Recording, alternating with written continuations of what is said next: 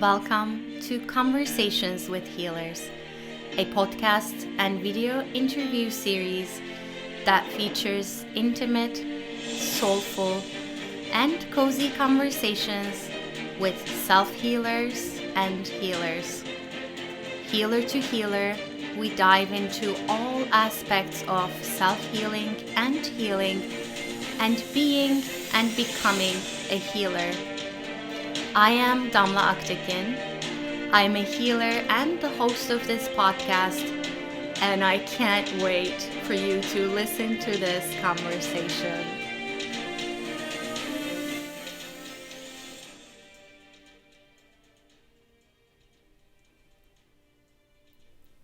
If you are new to this podcast, please take a moment to subscribe so that you can be aware of new episodes.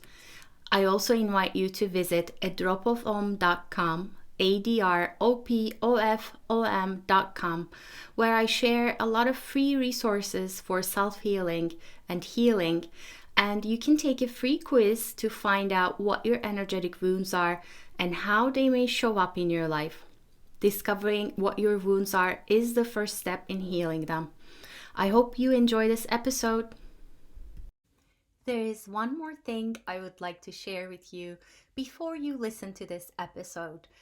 I created a wonderful container to help you heal your energetic wounds and activate the infinite light and potential of your inner children. It is a crystal energy healing membership called Chakra Bliss Vault. Every month you will receive 3 new crystal healing sessions. Plus, you'll immediately have access to my entire energy healing recording library when you sign up. The membership is really affordable and will continue to be so. You can find out more about it at adropofom.com, adropofom.com. I invite you to make healing your energetic wounds and connecting with your inner children a priority and invest in your well-being by becoming a Chakra Bliss Vault member. Hello everyone, this is Damla with A Drop of Om, and I have today with me Anne Naimark. Hello Anne. Hi, how are you? I am wonderful, so good to have you here. So Thank you so much. Let me introduce you to our listeners. Anne is a licensed spiritual psychotherapist with over 32 years experience, the author of A Touch of Light, Opening to the Love That Is You and All Creation, energy healer, and she also holds spiritual classes and leads group meditations. Welcome, Anne. Thank you so much. Thank you for inviting me. Yes. Yeah. So, first of all, I love the title of your book. I want to dive into that, but I want to start with your story, your healing and becoming a healer story. In big brush strokes, can you tell us what led you to doing what you do today? Sure. Well, when I grew up in an atheist house, and then when I was 15, I had this very strong feeling that my parents might not know everything about that subject. So in my 20s, I started on my search around spirituality, and I explored many styles that are around here on the earth. And nowadays I have my own version, and looking for work. I needed to make some money to survive, so I was a massage therapist, I was a nurse, and then as a nurse I got bored, and in one 5-day period 3 separate people said to me, I think you'd be a good counselor. And I said, really? And that same 5 days, I saw an ad for an orientation for a master's program for doing counseling. And so I went to it and I said, oh, this sounds good. And I signed up and I did it. And that was the beginning of being a therapist. In 1987, I started school, and here I am still doing it. Yeah, I love the part where you it's like your system knew that that was the end of that engagement for you, the nursing, and it started to get the nudges and the messages, but you listened, and it sounds like you took action on the nudges, which is beautiful. Yeah, I seem to do that.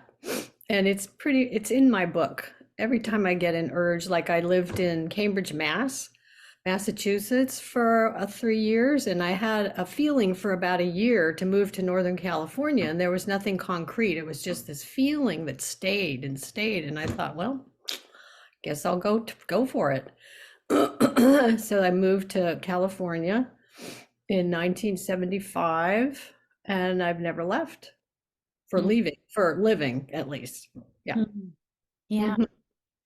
Mhm. What is spiritual psychotherapy, and how do you define it? Right. I know. Okay, what the heck is that? I get that. That's a strange term. Well, I was doing therapy along, and I was also doing my own spiritual journey. And my clients were saying, we can't find anybody who will talk to us about our spirituality. And I'm saying, well, let's do it. And so since then, which I don't even remember when it started, a long time ago, I just meet people where they're at, whatever works for them. Are you doing your spirituality? No. Why not? Well, I'm busy, or I forget, and stuff like. So we talk about whatever it is that draws them to a certain spiritual place, and and then we talk about it. But some people are interested in my style. So I've done energy healing types of work for a long time.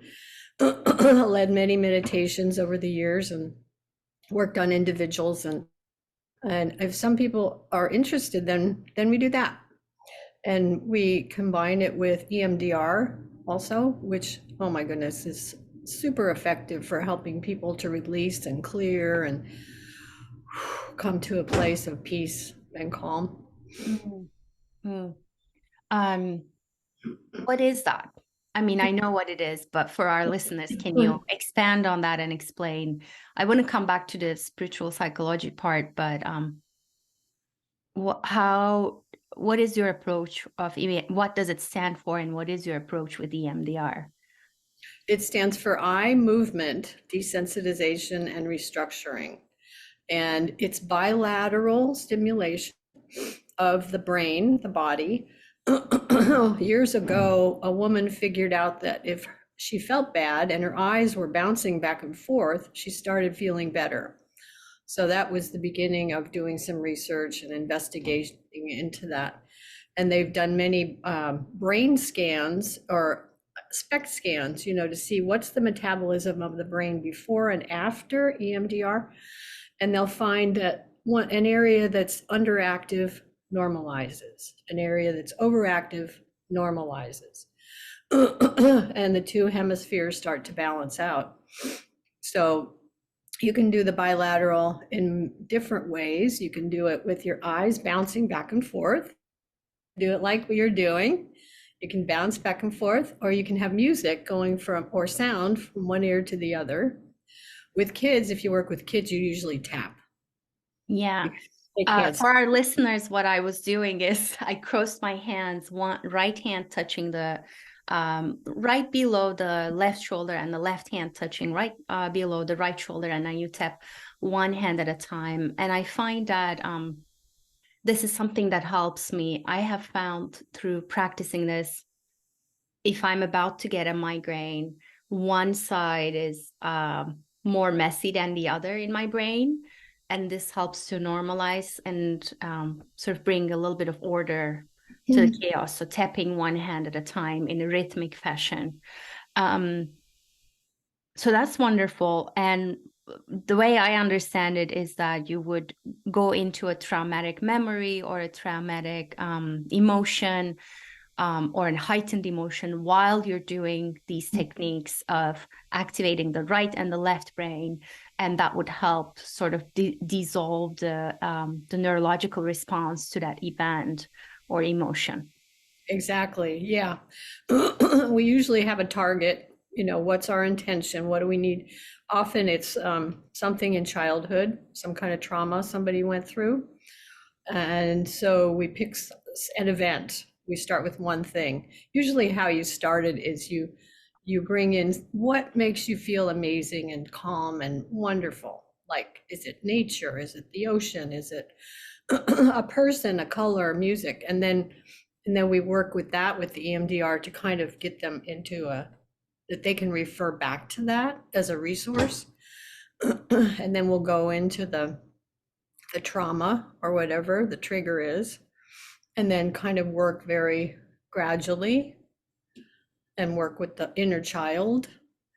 And it's so effective. I just love it. I have an online resource. It's a site that's has options. You can use the eyes. It has dots that bounce back and forth across the screen, and it also has sound when the person can pick whatever kind of sound they want. And so you can have them going simultaneously. And we can also bring in spirituality, their own, or a version that I like, whatever they want to do. It's up to them. Yeah. Would it be possible for you to share that site if it's a free resource so that I can share it with our listeners? It's for therapists. You have to be trained in it, but it's called Remote EMDR, REMOT EMDR. So I don't think you can sign up for it unless you're a therapist. That's what I remember.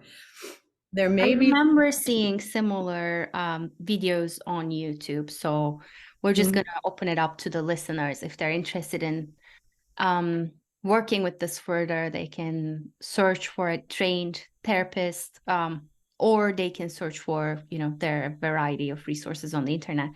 I want to circle back to what you said before when you were talking about spiritual psychotherapy. You said, so you said you would touch upon, when you meet someone, you would touch upon the way they do spirituality.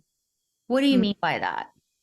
Well, I'm not going to impose myself on them because everybody has their own version of what's going to work, where they're at in their evolution. And everybody has free will. So, like one of my clients, they say, do you have a spirituality? Yes. Are you using it? No. What is it? It's church. Okay. What kind of church? And then they tell me what kind of church. And why aren't you going? Well, I forget. So we just have them like, what is keeping you from going? And we work with that. So, but it really feeds you, right? Yeah, it does. Okay. How does it feed you? Emotional, mental, spiritual, physical. And we work with that. Or actually, most people say nature. If they don't have like a different kind of way of meditating, nature, being out in nature calms me down. Oh, that's my church. I love the trees. I love the ocean. So are you going? No. Why not? Well, I'm busy. Well, maybe you could. And so we work with how are you going to take care of yourself so that you have enough inside, you're nurtured enough so you can do what you need to do in your life. So it's whatever the person comes up with. And if they want me to do my little thing, I'll do my thing. And I always say, if you don't like it, then we'll quit. It's up to them. Yeah, I see. What is your spirituality then? Good question. Yeah. Well, it's eclectic. My first thing is I connect to source. I call the energy that is the creative energy that has created everything that we know, the source energy. And I work with different kinds of light. I feel I've connected with different rays of light, gold, blue, pink, green, etc., and learned about different qualities of each. And people may have their own take on it, so I don't think anything's wrong. And with the rays of light, I also have gotten to know different high frequency, positive energy light beings on other levels. So I know a lot of them, and that a lot of them will work with some of these different essences of light, like with the gold. It might be somebody who has lived on the earth and they're up in another domain helping us right now. Or it could be archangels, or it could be Elohim, some of those guys that are there, they create form out of light.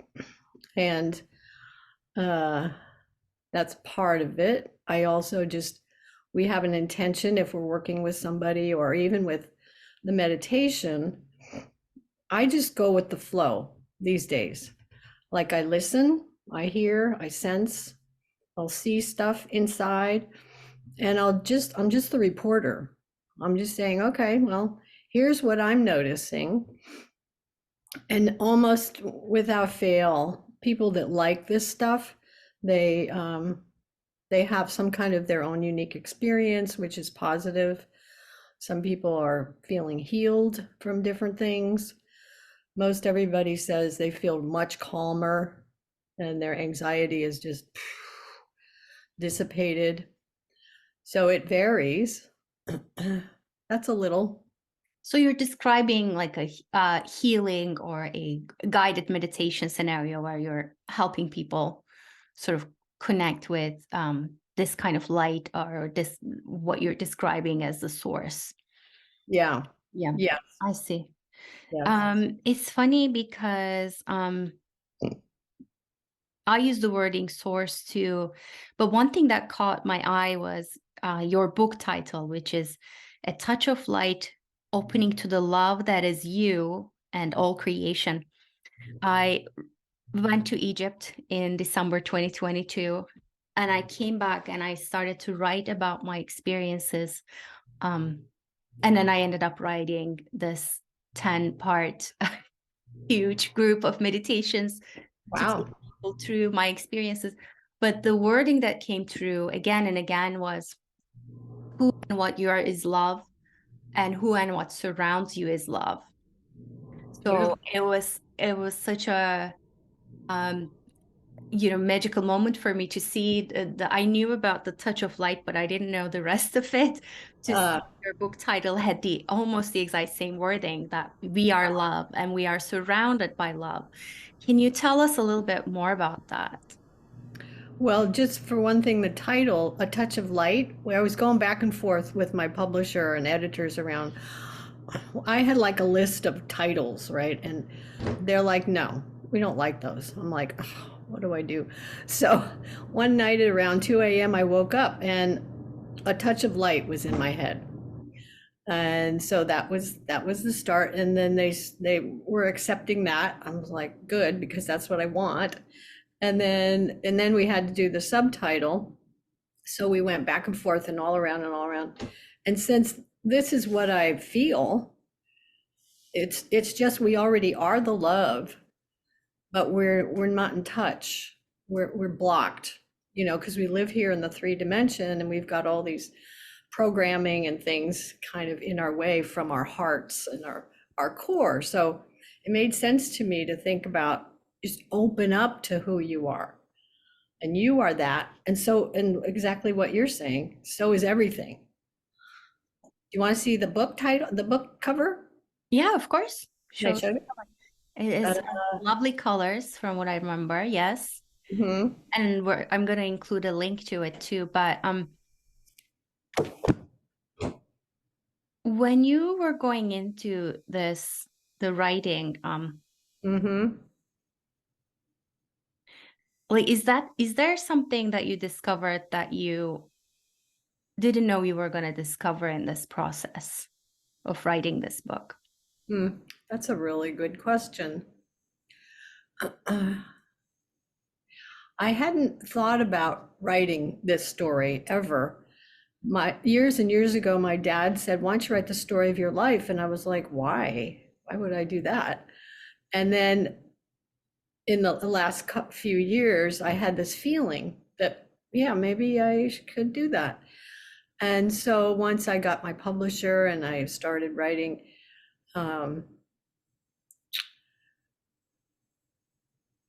I was guided, I guess. I felt the urge from spirit a lot to do it. And I didn't, a lot of people will say, okay, you have to be disciplined. You have to sit down and do it every night. Well, I I don't operate like that. I can't do that. So I just waited for this feeling of like, okay. And then once I was in it, I just did it on the computer. So I just feel like, and as I was doing this, I inserted different quotes from my own meditations that I had that they would say, get up and write. So I would write things. And some of those were apropos for what the book was about, and like little, like, just get it done. That was one of them, just do it. And just little quotes to help, hopefully, to bring an energy into the book that people could feel, hopefully, if that's their bent, that would transmit some of this light, some of this love through the eyes into the system. And I don't know, I'm not sure I'm answering your question, because I haven't thought about that. Yeah, except one thing that was really great was that when it was done, I was like, oh, Relief. kind of like, yeah. That's nice. Yeah. So it wasn't drudge, it wasn't a chore, Mhm. but it was this feeling of like, wow, I did something here that was different for me. Mm. And that was really fun. And I was embarking on this journey. I've had a great publishing company, and editors were great. Everybody was so supportive and handheld me through the whole thing. And I've learned a ton. It opened me up to this whole new energy and experience that I never would have had besides. And I'm still part of that, on it, Yeah. So Yeah. I'm growing a lot from it. Yeah. Sounds like it. You mentioned the nudges from them. And I do work with, I'm a clairaudient, and clairvoyant, so I do work with internal guidance as well. But for someone who may not know about it, what is it like for you to hear that guidance? And you also mentioned on your website being friends with light beings. Is them the light beings, and how does that work exactly for you? Yeah.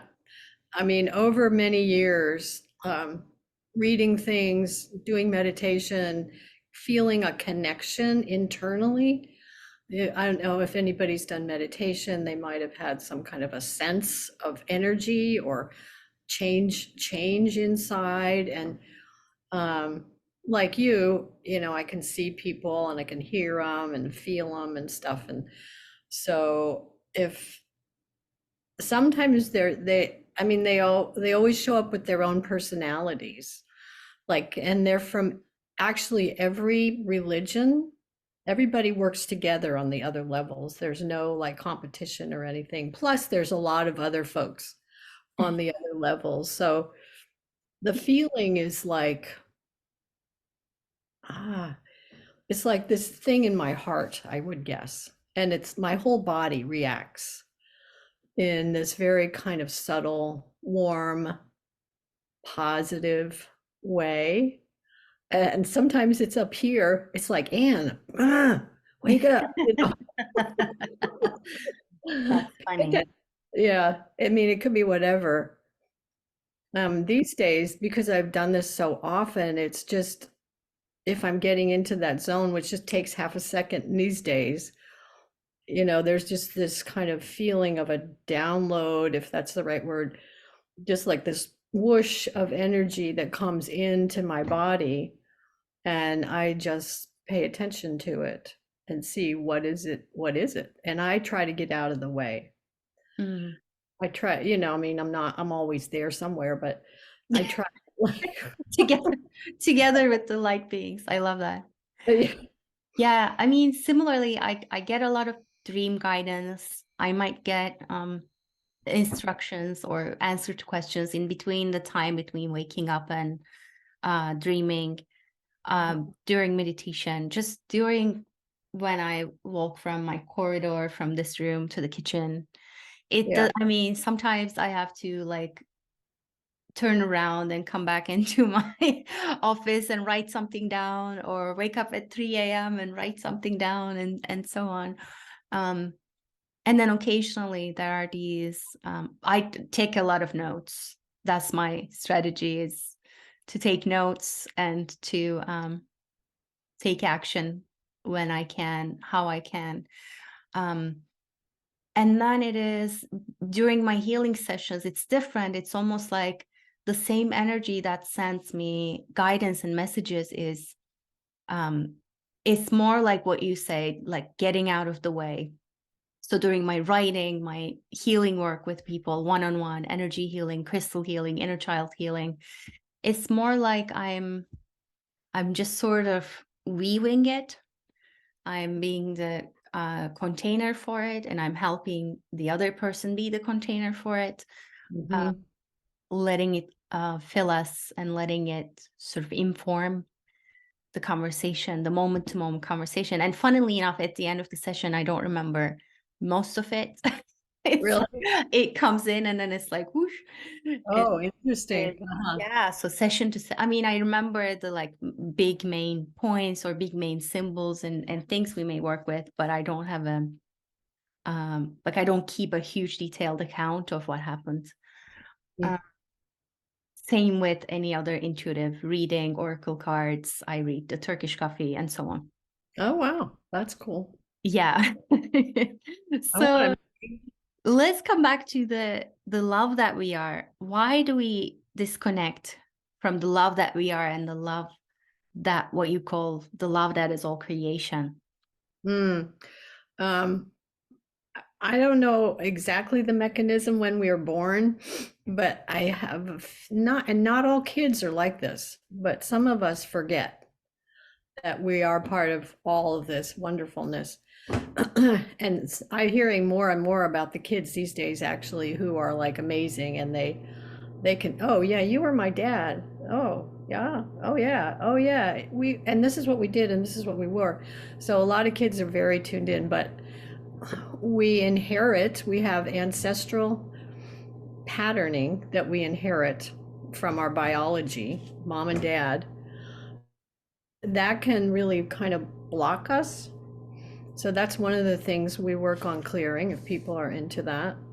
We have archetypes, negative archetypes around the planet that input. We've got a lot of energy here in this density that impacts us, and it's tricky to stay connected to this part of us that's love. We've got our own karma, if you believe in that kind of stuff. Could be negative, could be positive, could be our own patterns we carry with us from lifetime to lifetime. If that's part, some people say that's not true, and I don't know if it is, but to me it doesn't matter, because what's ever in the subconscious, the unconscious, that is blocking us, and maybe it's a story and it looks like it's, and who knows, I don't know. And then we have our experience in this lifetime, how we're treated by parents and people, co-workers and everything. So all these things, we have our physical experience, maybe we got sick, and that created certain ideas and feelings. So we've got the emotional and the mental and the physical and the spiritual parts of us that can have all kinds of like negative ego stuff, feelings of emotions like shame or guilt, and whatever has gone on in our body, however our body has reacted, so that we're trying to protect ourselves. Our body is always trying to protect us. So we've got the amygdala up here that is alert to danger and says, uh-oh, danger, danger. And then the adrenals shoot out the cortisol, and we have the fight or flight responses. And then our body does whatever it does. So these things accumulate over time. And then it's hard to find that lovely, beautiful, open, soft place, which is love. And, I'm a work in progress too. It's not like every minute moment that I'm there, but I can feel it more often. And I just found that, I did a lot of my own therapy to try to clear out my stuff. And then I do spiritual clearing on me like regularly. And I just feel like it's kind of like taking a shower every day. It's just a thing to do. And it's fine and it's painless. And these guys are always willing to help. The guys, the light guys, we like that, and girls, however, Yes. or genderless, however they show up. There we go. That's right. Beautiful. Beautiful. I agree with you about the clarity, and these days I experience it as this, like, if there's a sensation that doesn't quite sit right in my heart space, then I know that's something I need to be with and work through, either with or without help. And like you, I do have a lot of my own tools and things I like to go to work with these things, including EFT tapping, crystal healing, or any other energy method. So, what was your most clear, like most potent moment of knowing that kind of love that you were, and being surrounded by that kind of love? Well, one thing pops into my head from years ago, because I looked at these different spiritual disciplines on this planet, and I was drawn to the mystics in the different religions, and one of them were the Catholic mystics. I wasn't drawn to the church. I was drawn to those that had personal relationships with the divine. And I'm like, that sounds good. I want that. And so, I'm always, and I could feel this longing in here. It was just leading me more into this, more and more and more. And one day I was meditating and I had this real strong energy that just showed up. And the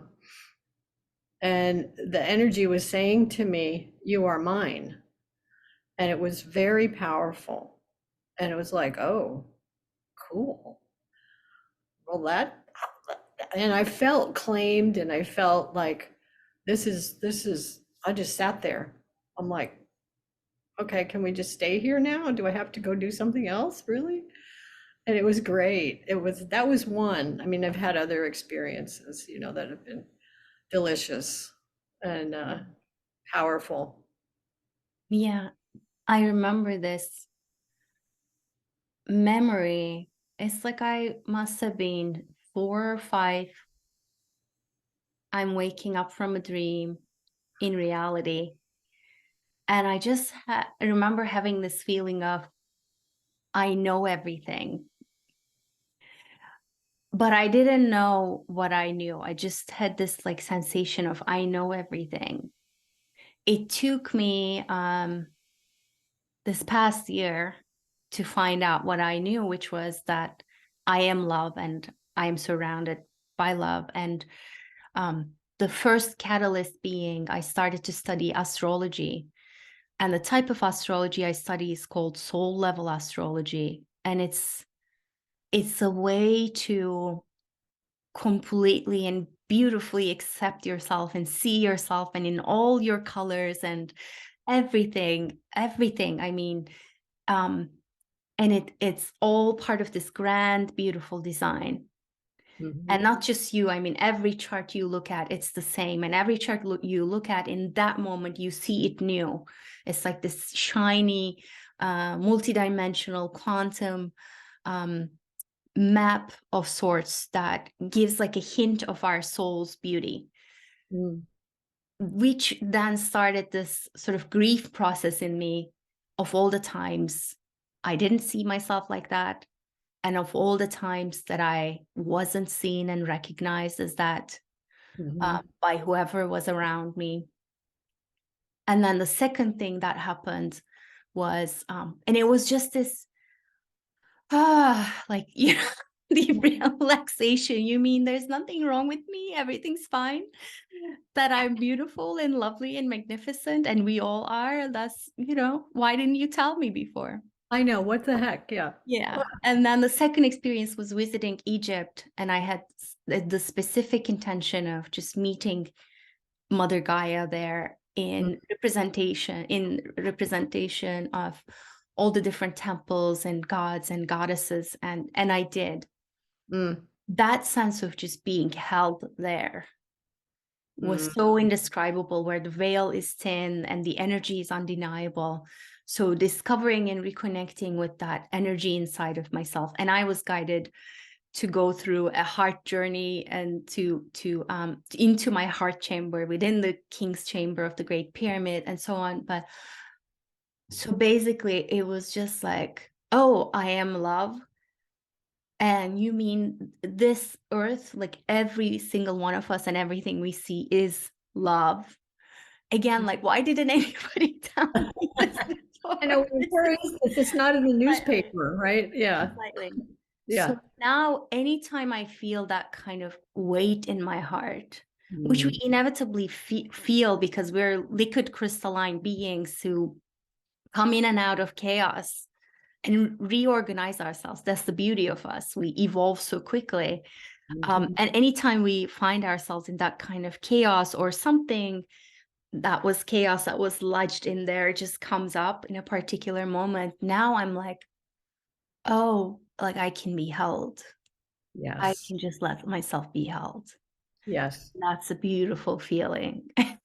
Perfect. And like you said, Mother Gaia. Yes. So the earth, I mean, she's always here for us. And when we make the choice, we tune in, or we invite. Nobody who's in the positive light arena is going to invade us or force themselves on us. If we want something and we ask, boom, it comes in on some form or other. And in the beginning, it's sometimes hard to feel or sense it. But when you work with it over time, and you just open up some more. You unlock your blocks to being sensitive to that light that's not seen, in your lamp, for instance. different kind of light. Yeah, exactly. Yeah, I love your story. That's a great story. Thank you. And thank you for sharing your story. I would love to know, as sort of a final question, what would you recommend someone who isn't feeling it yet? And it's not like, you and I are above this, like I get lost 100 times during the day and then I come back, like you said before. But if someone is sort of like in the thick of it, or they have touched this heart space, but it's hard for them to sustain it, or they don't even know how to get there, what would you recommend to someone like that? Right. This is like everybody's journey. It's kind of like what I do with clients. Like, okay, what really gets you calm? What do you feel happiest about? And I always ask that. What do you feel the most connected to that makes you feel yummy? And again, if you can identify it, like, is it, for most people, it seems to be nature. That's like a given. Or animals, your pet who just gets to sit on your lap, who is there for you completely. Or your fish, you never know. What is it? And then can you allow yourself to receive? The hard part is when you're in the chaos and you're in pain in different ways, that it's hard to receive support. So what's going to help you? I mean, exercise? Is it going to move your body? Do you need to move your body? Do you need to get a massage? Do you need to do some yoga? Do you need to meditate? If you don't know how to meditate, you can do the Insight Meditation Timer app on your phone. They have like a whole bunch of ideas. You can go to a class. What are you drawn to? And that's part of like if I can just give one sweet example, this is just a miracle to me.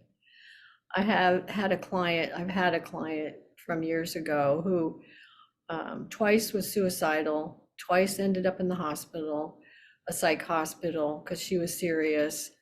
And long journey, very traumatic childhood.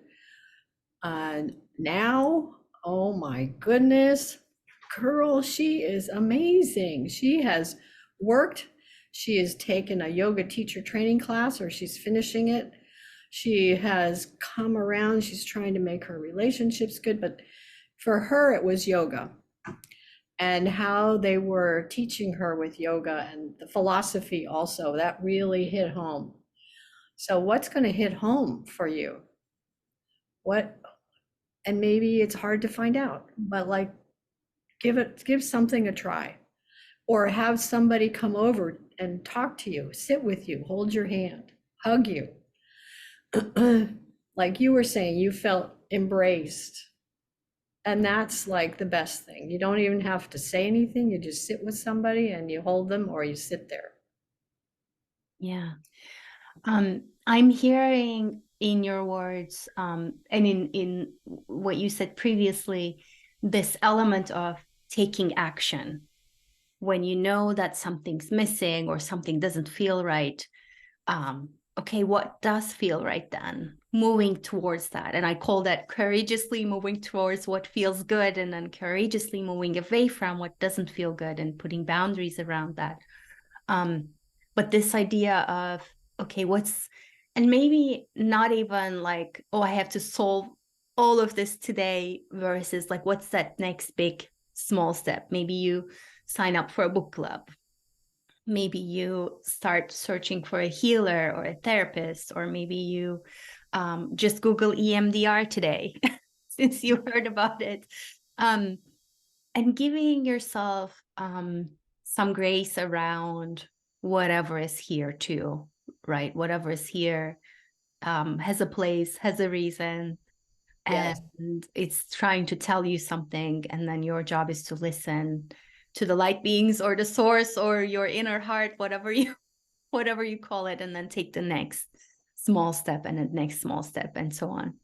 Absolutely. I agree completely with you. Yeah. And to add to what you were saying, to see this pain, whatever it is, even to look at it a little different, maybe not in the moment because you don't like it, but that it is telling, it is a gift heading you in some other direction if you decide to go there. And the direction could be awesome for you. Yeah, make space for the awesome. Oh, that's good. Oh, that sounds like a book title. Yeah. We're gonna leave it with that, I think. Okay. And this has been a pleasure talking with you. Can you tell our listeners how to find you, what your work entails, and how they can connect with you? Sure. I mean, you could look at my website. It's annaimark.com, ANNAIMARK.com. Or if you need to email me, it's also annaimark, 5 at Gmail. And I'm doing my free meditations on Zoom every Saturday morning at 10 in California time. We started last week again.